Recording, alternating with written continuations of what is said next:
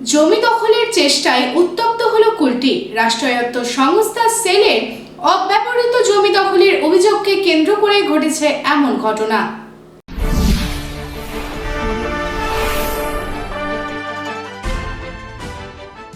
জমি দখলের অভিযোগকে কেন্দ্র করে উত্তপ্ত হয়ে উঠল ইটভাটা এলাকা।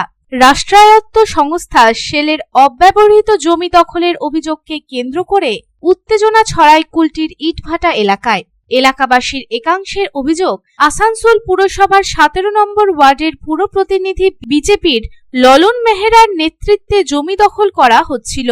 তিনি স্থানীয় কয়েকজনকে মারধর করেন বলেও অভিযোগ। তা অস্বীকার করে ললনের পাল্টা দাবি, এলাকাবাসীর একাংশই জমি দখল করেছিলেন। তিনি প্রতিবাদ করায় তার উপরে হামলা চালানো হয়। পুলিশ জানায়, ঘটনাস্থলে গিয়ে দুপক্ষের দুজনকে আটক করা হয়েছে। পুলিশ ও স্থানীয় সূত্রে জানা গিয়েছে, সোমবার সকালে ওই এলাকায় সেলের কয়েক বিঘা অব্যবহৃত জমিতে একদল লোক মাপজোক করছিলেন। আশেপাশের বাসিন্দাদের দাবি, তারা প্রথমে মনে করেন সেল কর্তৃপক্ষের তরফে এই কাজ করা হচ্ছে, কিন্তু এলাকায় পৌঁছে তারা জানতে পারেন বহিরাগতেরা দখলের উদ্দেশ্যে এই মাপজোক করেছে। তারা তখন প্রতিবাদ করেন।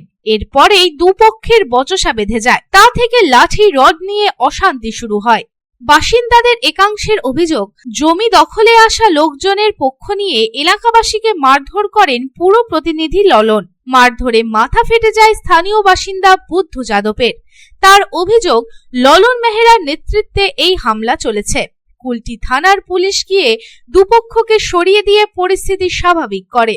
এলাকার কিছু বাসিন্দা হামলাকারীদের গ্রেফতারের দাবিতে কুলটি থানায় বিক্ষোভ দেখান। ললনের পাল্টা দাবি, আমি জমি দখল করতে যাইনি, অন্য কেউ দখল করেছিল জেনে সেখানে গিয়ে প্রতিবাদ করেছিলাম। আমাকে কয়েকজন মারধর করেছে, আমি লাঠি উঁচিয়ে আত্মরক্ষা করেছি মাত্র।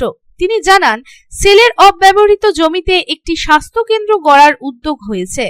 এডিডি এর ভাইস চেয়ারম্যান উজ্জ্বল চট্টোপাধ্যায়কেও ওই জমি দেখানো হয়েছে, কিন্তু কিছু লোক এই জমি দখলের চেষ্টা করছে। আসানসোল থেকে সন্তোষ মণ্ডলের রিপোর্ট, পাবলিক टाइम्स।